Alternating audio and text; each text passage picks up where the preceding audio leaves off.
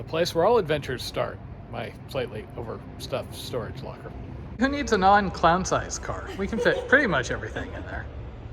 So it is 12 o'clock on whatever day it is. Friday. I don't know. I don't work. I just come in and out of the wilderness. So it's 12 o'clock on a back in town day. So we are going out of town. And we're hoping that 12:20 is early enough that we actually have a chance of beating traffic. There is no beating traffic in LA. There's just dying, so you don't have to put up with it anymore. Or 12:48 in the afternoon, and the 91 is stopped, except for the rich people laying over there that we can't afford to go in. And 2 hours later, we made it through the 91, through Cajon Pass, and we are almost to the Nevada border, and those are the solar towers that look like something that a Bond villain would put the president's daughter in, you know, right as the sun is coming up, and then she starts sweating. Only ever heard you describe a solar power plant that way. Okay, those things burn birds. Literally, you can see the rays coming off of that, and if like Big Bird steps in the middle of that, floof. Yellow feathers burned everywhere, children screaming, very traumatic. It is 7 o'clock. We are past Vegas, meaning the traffic's going to get better, but we still have 6.5 hours of driving.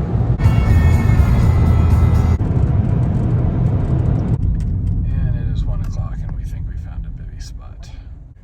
Okay, so we used the Boondock app, and we found a pullout, so home sweet home for the night. Home sweet home. For 4 hours until we get to wake up and drive another hour and a half.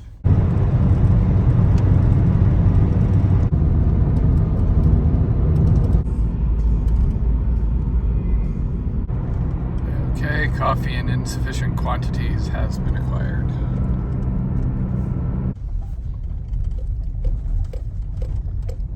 So we got here at about 7, they opened at 7:30, and we're just waiting for our boats and our ride to the river.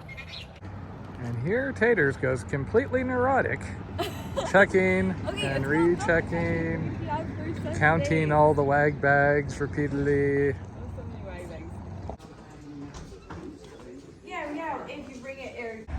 And it is almost go time. About to say goodbye to the Blondie Mobile for 7-8 days. Jen is currently on round 7 of check, recheck, move things around. I haven't seen her add anything, but she did take a shaver out of her bag, so. That does not go in the video. Look, her catchphrase. First 27 miles of Deso or flat water, complete flat water.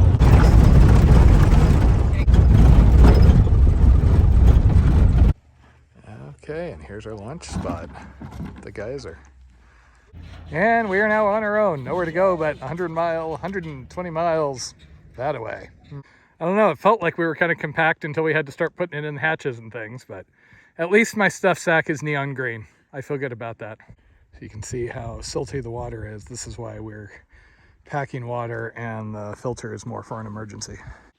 So this is the Geyser, but per the guy that dropped us off, he hasn't seen it erupt very high. And Matt beat me in the water. Guess that means there's no one to help me with my boat. Hey, I dragged it down here single-handedly, thank you very much. Oh no, wait for Blondie. And here we have Blondie, attempting to tip her boat over. Moment of truth, did she balance it correctly? And the water is damn chilly.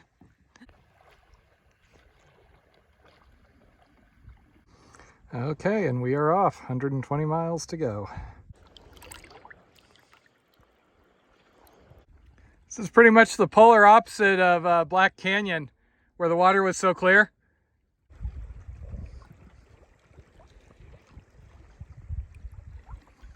So this initial section is more wide open.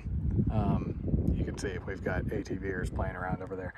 And then we're going to get into Labyrinth Canyon after about the first 20 miles, so that should get a little more scenic. The guide was saying that this area people don't really like. We're probably going to hit 3450 while we're out here.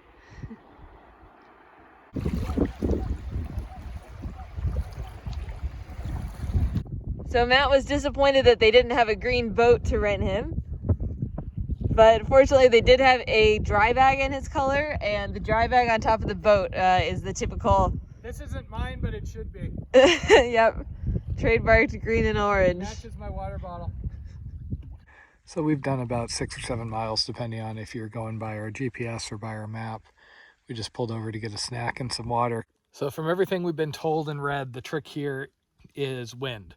So the river moves down that way, which is the direction we're going, so we can kind of drift. But in the afternoon, during the heat of the day, the wind starts blowing up. And apparently it can make it very difficult to make much progress. So they say wake up early and get your miles in, which, you know, me and waking up early.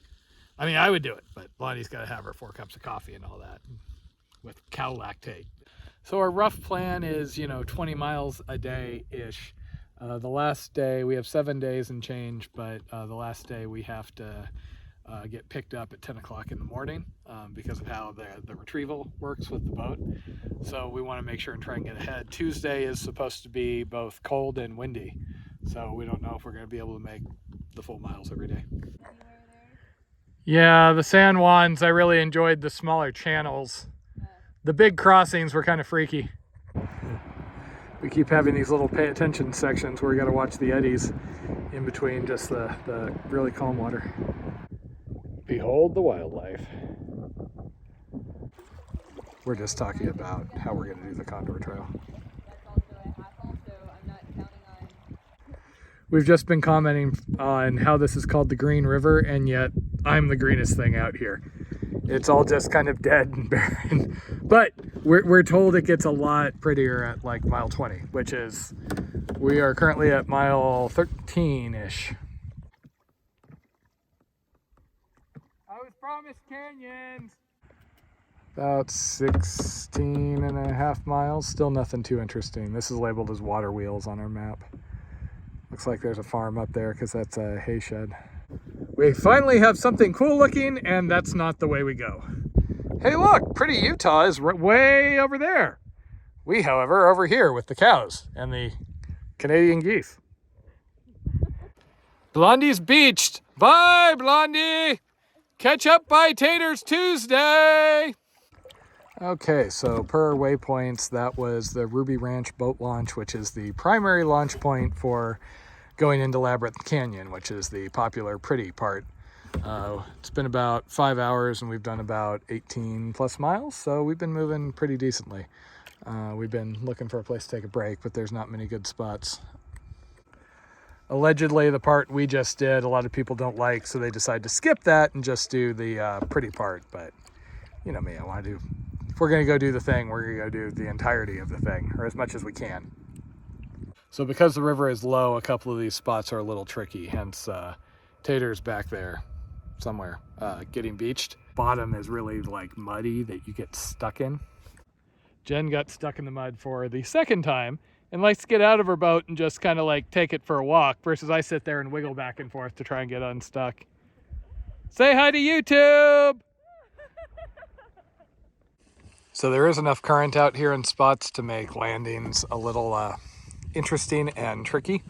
We had a spot up there that Jen tried to go for and just about ended up turned upside down and all sorts of issues. So we came to this much more calm, boring spot. Okay, and it's finally getting a little better back here. And the wind just hit rather suddenly, so we're going to beach and see if there's a good place to camp. Okay, and Taters has scouted and says that this is a good camp, so we shall see if I'm going to like, because that's... Just when the wind kicked up, just when I'm getting tired. Yeah, as you can see, the wind started hitting us pretty hard, and I guess it always fights you here. Okay, this works. There is a really popular camp up ahead, but we obviously don't like camps that have people in them. It's all good unless that falls on us. And before we can set up, we just got to get the boats secure. So we're unloading them, and then we're going to pull them away from the water line so we don't wake up minus a boat. Especially since the remainder of our food will be stored in the hatches to protect it from rodents. So we think we have enough water that we're carrying with us to make it through most, if not all, of the trip. But we did want to try filtering, so we're bringing a bucket. The idea is you capture silty water in that, you let it settle out, and then you use a pump filter to basically filter the clear water off the top. It's not going well. It's what he said. Not even acknowledging that one a little, huh?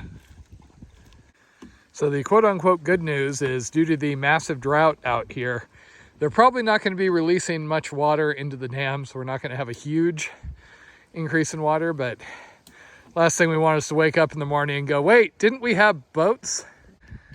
A little bit sparse, especially considering our area in SoCal has been blooming lately, so it's all green with flowers, and here it's just dead.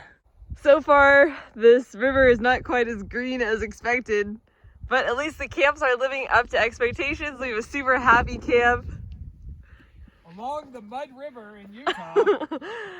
Matt made some comment about how sometimes geologic time is now, but I'm ignoring that. Well, that's comforting. Home sweet home for the night. Unless we die.